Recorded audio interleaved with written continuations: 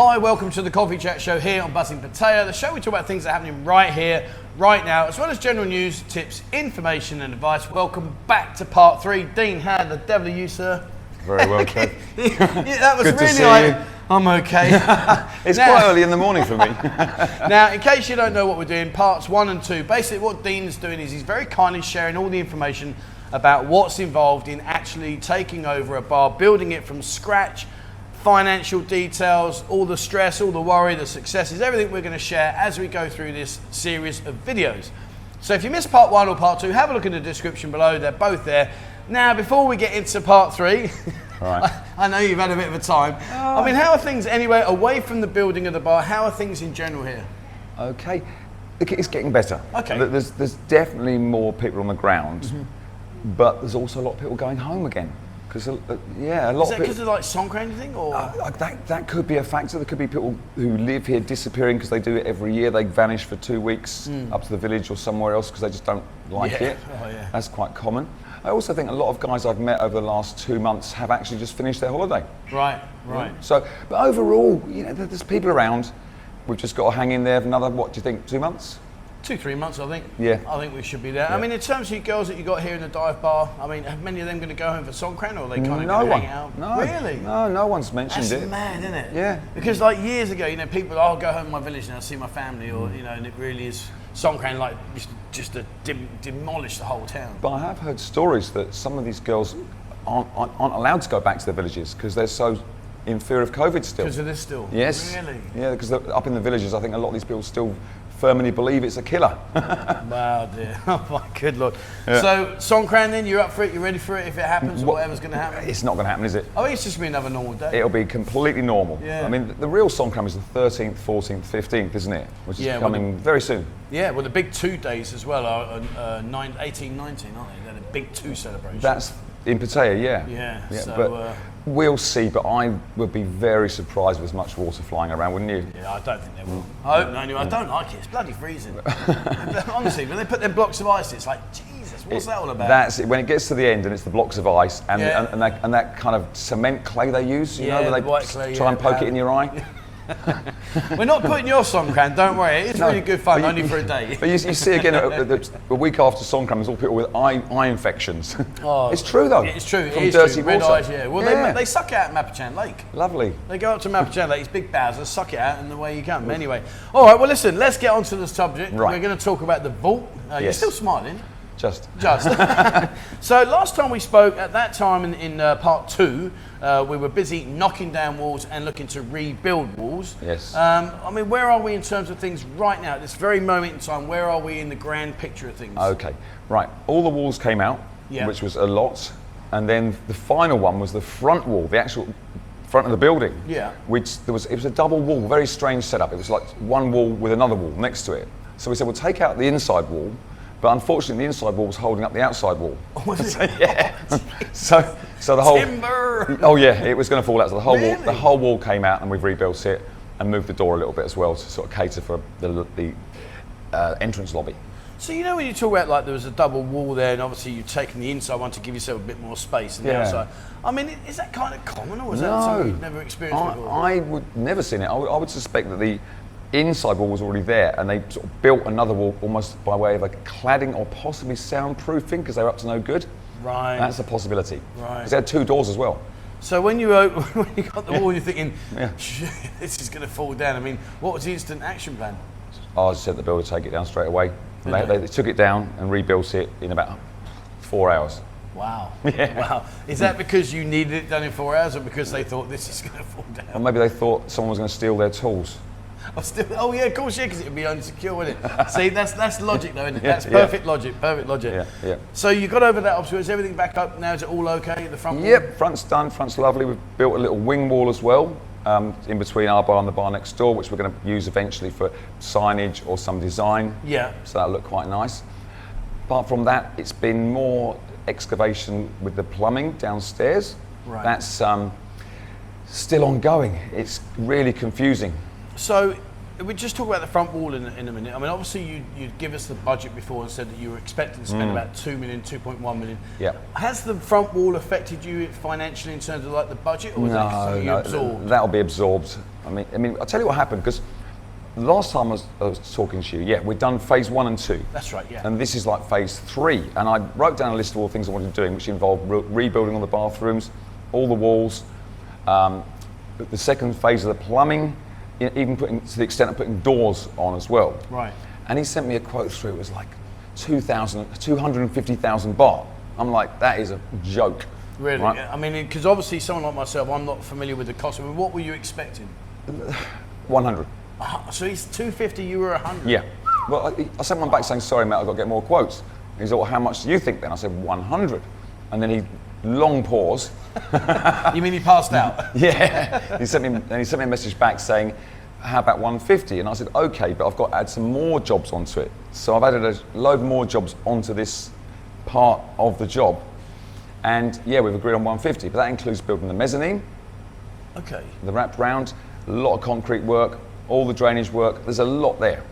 So just so I can get this clear in my head, I mean, you know, those guys that are watching this, maybe some of them are involved in the building industry, you know, they've sent you a quote of 250. Yeah. You've gone back with 100, which Yeah. is less than half. Yes. And he's negotiated at 150. I mean, is that the norm, that they just try and fleece you?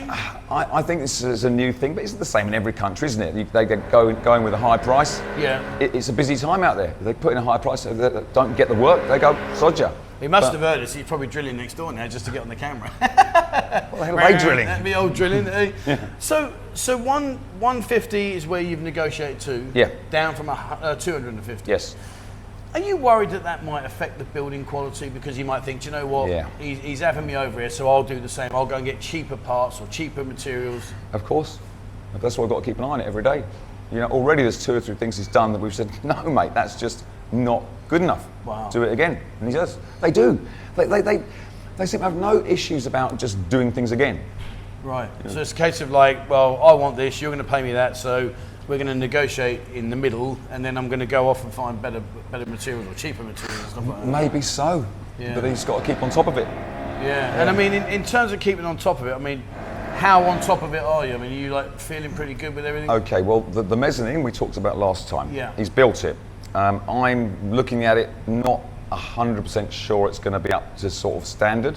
So I've got the engineer guy coming down tomorrow morning. He's going to look at it and say yes or no. Okay. So that's an unknown at the moment.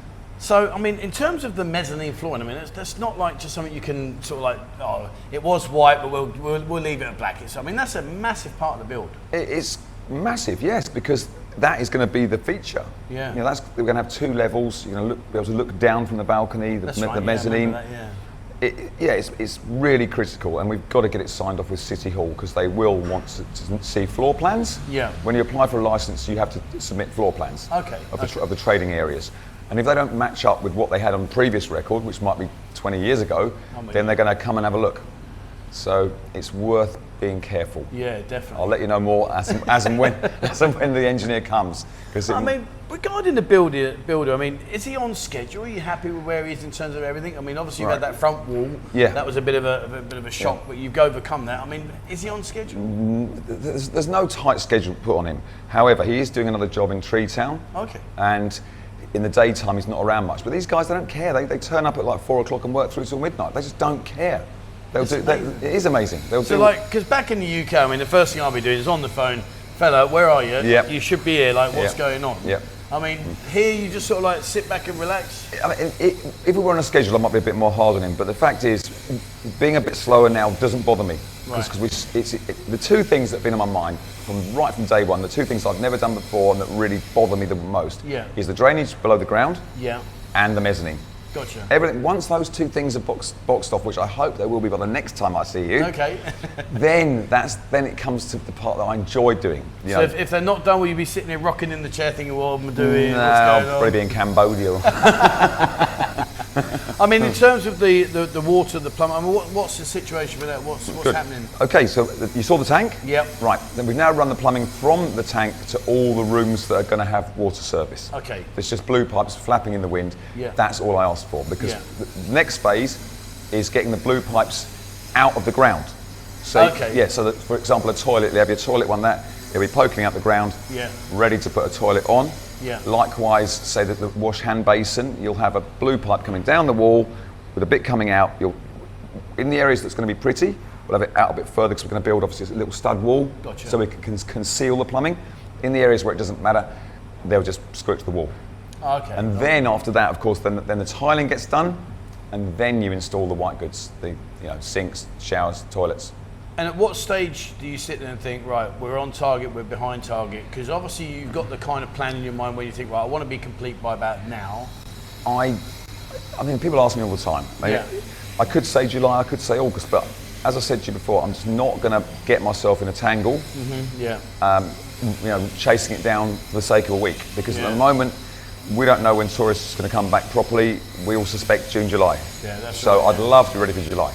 Do you know what I like about this is we asked him to stop drilling the wall. Now he's sawing this saw. Honestly, you couldn't make this up if you try. It really is brilliant. There's this high rollers next door. I've had like a year and a half of them drilling and banging. If you look on the wall up there, you'll see holes in my wall where they've come through. They did promise they're going to fix that eventually, but they haven't yet. But then I can't say much because we've just put a big hole in her bar as well. Hole for hole, there you go. These walls they're not as thick as you think. Really? I love it. I mean, we're sitting there, obviously trying to do the interview. They were drilling through the wall, which you could hear. Now, I don't know if you can hear the... It sounds like a circular saw, doesn't it? Or an angle grinder or something. Oh, you got to love them. Oh, mate. So, I mean, well, the reason I'm laughing is because I can step away from it. This is part of your everyday life now. You become immune to it. I think last night I got in about 5 o'clock. Oh, did you? There were can going over the road there. Yeah. There was a band tuning up next door. And it was just like noise, just racket. And I'm like, God. And you're going to do it again over there. I know. Must be a sucker for punishment. I am. Yeah. So, in terms of the bar, obviously you've gone through the last phase, the previous phases. Now we've got the phase ahead. I mean, if I say to you by the end of this month, by the end of April. Where would you like to be in 2 weeks' time? Where do you feel that you should be? I'll be absolutely honest. I would love to have finished what we've already discussed. The mezzanine boxed off, done, ready to go. All the plumbing ready to go. By then, I would have liked to have gone and bought tiles. Yeah. So we can start doing tiling. All the walls finished and rendered, and I will then start hunting around looking for furnishings and design ideas and things like that. Now, this phase, I don't think you can go any further after this. So. I'm talking to a previously discussed project manager guy, a friend of mine, and I may well have to bring him on board. It's for time, for sourcing things, overseeing the electrical work, that sort of thing, because I just haven't got the time to be there every minute of every day. Sure. I mean, in terms of obviously, you might be in the position where you've got to let this current builder go and another guy come in. Yeah. I mean, how do those kind of separations go? Because obviously he must be thinking, I'm going to see it through to the duration. I know. You're thinking, look, mate, not being funny, I've given you enough chances and we're not there now and I've got to move this forward. I mean, how do those kind of breakdown of relationships go? I'm not saying he's done anything wrong. I just don't think he's got the skill to go to the next phase. Right. The electrical work and the detailing work, tiling. I mean, he has done some tiling for me here upstairs, and it wasn't brilliant. Well, putting you on the spot then, I've got to ask the most obvious question that's springing in my head. Is if you've already experienced that he might not have the qualifications here, what on earth made you employ him over there on a massive task? Well, because the jobs over there mostly, apart from the mezzanine, really, it is stuff that's up his alley. He's done walls for me and rendering really well. He's hung doors for me really well. Yeah. So really, the mezzanine and the downward draining are the only two areas which, again, the ones that I'm scared of, and it seems that he might be as well. But perhaps because I don't really know what I want, he's guessing as well. So it's partially my fault. Heads and tails. Yeah. I mean, obviously 2 weeks' time we're looking to be in a much stronger position, a much better position. Is that when the major stress kind of goes away and it's now a case of cosmetic and decoration? Is that much more of an enjoyable process? Absolutely. Once I feel that the horrible dirty stuff's out the way, there's no more cement flying around, there's no more bricks flying around, the floors are ready. Then it starts to speed up really, because tiling, again, there's a lot of it in there, but I could get a couple of tilers in there, they'll smash through it. Do they? They will. Yeah. And tiling's quick. Then again, installing the plumbing, again, it's really quick, as long as all the prep work's done. So it's all about prep at the moment. Okay. So where we are right now, in terms of financial aspects, I mean, in terms of your budget, where are you at the spend value now? What have you invested so far? So when I say goodbye to this guy, I would have spent 320,000 baht.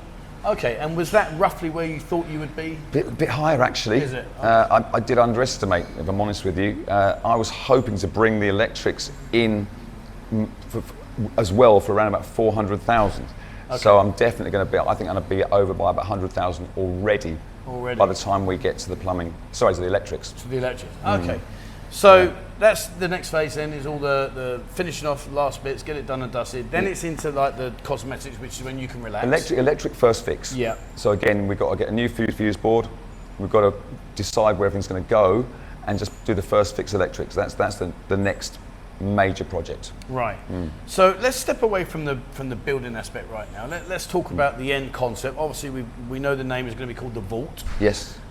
At what stage in this process, when you are basically putting together the building and you're putting it all together, what stage do you sit back and say, right, when do you start thinking about the girls, about the staff, security, you know, when does that come into effect? To be honest with you, because I've got the bar open here, I'm always thinking about that all the time anyway, Gotcha. Getting the right girls, getting everything correct. So it's going to be, there's those different ways I can do it. I mean, if I could say to you right now what I'd like to happen, when it comes sort of nearer the time, I'd like to employ a experienced mamazan from somewhere else who will bring girls with her. Bring the girls with them. That would be a perfect scenario.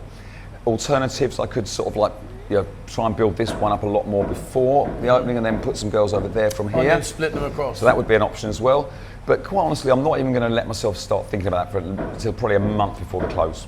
And is that kind of like the norm? For guys that are watching this video right now that maybe, thinking in their head, I wouldn't mind having a go at doing this. I mean, what kind of obstacles will they overcome? Because it's all well and good having the money to build somewhere and to make a bar. But the biggest problem, as many bar owners tell me, and I'm sure you'll say, it's getting the girls. I mean, how difficult is that? Some people just get lucky. Fall on their feet, get the right mamazan, it all clicks together. They're a nice guy, the mamazan likes them.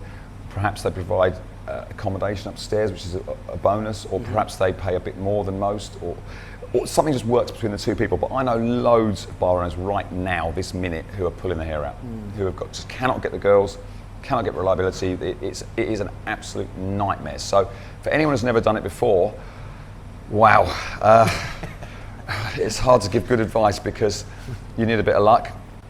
You need to find a girl. I mean, your girlfriend probably isn't the right person. Here we go. Drilling again. That was 10 minutes is up. Hey, our time's up, is it? All right, well, I don't know how bad that... Do you want to pause it for a minute? Okay. So Beer's gone next door to... she's unhappy. So Beer's gone next door to try and calm him down. We're not really sure if it's going to work, so hopefully we'll get through this before the hammers and the drills come through all. So going back to the girls, I mean, one of the questions I want to ask is, obviously right now there seems to be a lot more bars opening. Here we go again. There's a lot more bars opening. I mean, in terms of the bars opening and getting the girls and keeping the girls, I mean, how easy is that to keep hold of the girls? It's really hard. I mean, is it? Girls are loyal by nature. Yeah. If they're in a place they like and they're getting paid and they're earning enough money, they'll almost certainly stay. When a bar's having problems or it's not getting the customers, they'll go like that in 2 seconds flat. Often though, they will go with the mamazan. So the mamazan they've worked for years, if she moves, they go with her. All right, brilliant. They jump with her. Is your new bar open now? Are they working in there right now? No. Shall we go and do the rest of our video over there while Driller Killer's coming through the wall? Okay. That sounds a good idea. I'll tell you what, give us a second, we're going to go next door. Because either one or two things is going to happen. Either Beer's going to go over in there and actually kill him, or we just won't be able to hear each other. So we'll be back in 1 second. See you in a minute. Okay, slight change of scenery. It's lovely, isn't it? So what we've done is we've decided to come across into the actual bar now because the guy next door is just hell bent on drilling through the walls. I don't know what he's up to. Anyway, not to worry. Right, so we were talking about the girls. We were talking about how hard it is to keep the girls. Yes. Obviously, you were talking about you needed to get them in and try and keep them, they stay loyal. Yes. I mean, in terms of here, are you happy where you are with the plans ahead to get the girls in? No. Yes. Yes and no. It's just, I mean, I can't open unless I've got girls. Yeah. That stands to reason. Sure. So I'm hoping that by then, when we're ready, there will be a lot of girls coming down from the villages. I mean, there has to be. There's got to be tens of thousands still holding fire, not coming down. And of course, there's going to be mamazans as well. Yeah, of course, yeah. And you think, so really, again, as I say, in a perfect world, you'd get a mamazan who's got 20 girls on tap. Well, you might have 2 Mamazans. Quite often, a lot of these big go-go's or big bars, they might have 2 Mamazans who each have their own little sort of group of girls, if you like. So that's all to be discovered by me. We'll see what happens. Okay. One other question I want to touch on. I'm going to touch on it very gently, very lightly. I don't really go into any detail. He knows what I'm going to say now. Yeah. So obviously, we'll call this like cups of tea. We'll say cups of tea. Right. So if I want to come to see you and I might be in a position where I might need a cup of tea, does that kind of happen here, or are you kind of left on it? It does happen, doesn't it? It does. There's been a bit of a standoff. I think there's been a lack of tea. Oh, right, okay. A tea shortage along with everything else. Because the new man at Soi 9, that's the main police station in Pattaya, he's taken over, and I think there's going to be some big reshuffle, or let's say redistribution of tea. Is there? I think it's coming, yeah. And do you think that's going to be like teapots rather than cups of tea, or cups of tea? I hope it's more of a uniform. I mean, wouldn't it be lovely then? Because one of the biggest problems is people just don't know where to buy their tea. Yeah, sure. So they end up going to anyone, and no one's going to turn around and say, sorry, sir, I've got no tea to sell you. Yeah, exactly. Fine, I'll have a coffee then. And the coffee's more expensive. Again, talk to the bar owners, although you'll find they don't want to talk about this. It's a real taboo kind of secret society, the tea people are. So take advice, or the other way, and this is kind of shocking for me to say this, but the other thing to do is wait until someone turns up at 10 at night and arrests you for not having enough tea. Okay. Then start negotiating. Oh, really? It sounds crazy, but sometimes that's the way to do it. Does it? Yeah, because at least then you know you're going to the right person. So people watching, thinking about this bar situation. That was rubbish advice. Well, no, I like that. So I mean, like, obviously people watching, thinking about coming into the bar world. Yeah. I mean, you've not done it once, you're now doing it twice here in the city. I know you've run bars for many years back in the previous world. Completely different. I mean, when you hear, I mean, a lot of people, one of the things that I picked up on through comments, and I'm sure you read all these comments, people saying, you've got to be an idiot to have a bar. And my argument is, well, those idiots that you want to call them idiots are providing you with a bar to come to on holiday, so you can't be that much of an idiot. Correct. So, I mean, guys watch this, I mean, if they said to you, Dean, I'm having to think about doing it, I mean, would you say yes, or would you say, give it a while? I would totally question their motivation. Would you? Yeah, I'd say why? Why do you want a bar? Is it a vanity project? Is it a hobby? Is it something you've always dreamt of doing? You know, what is your real true motivations? And if I'm honest, I could probably talk 99 out of 100 people out of doing it. So why didn't you look in the mirror when you were thinking about this place? Haven't bought the mirrors yet.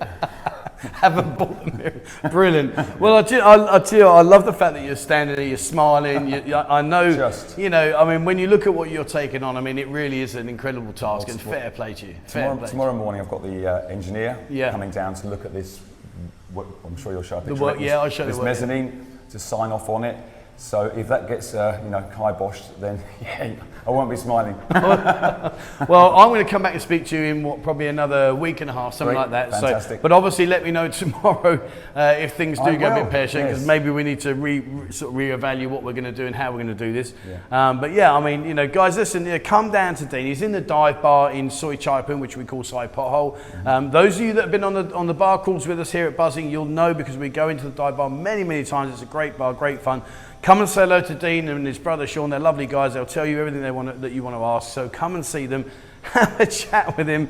And if you want to know about teapots, we can explain a bit more in the bar about teapots than we can here. And incidentally, talking about things that we're talking here, I am going to come back to see Dean in a few weeks' time when we have opened up our Patreon channel, and I'm going to get Dean to show some real stories and some real insights in it, because obviously... Is that like a members thing, is it? It's where we can talk what we like. Oh, wow. That'd be good fun, we can just shove it out there, and it can all be done and dusted, no dramas. All right, well, listen, my friend, thank you so much, my man. It's been brilliant. Thanks, Trev. Come and say hello to Dean, Dive Bar, Soi Chaipun. I'll put a link to their Facebook page, and I'll put a link to their Google location, in case you're not sure. If you are coming over, come and have a chat. At least have a beer with him, because he might need a few by the end of the soon. Bring a bottle of whiskey.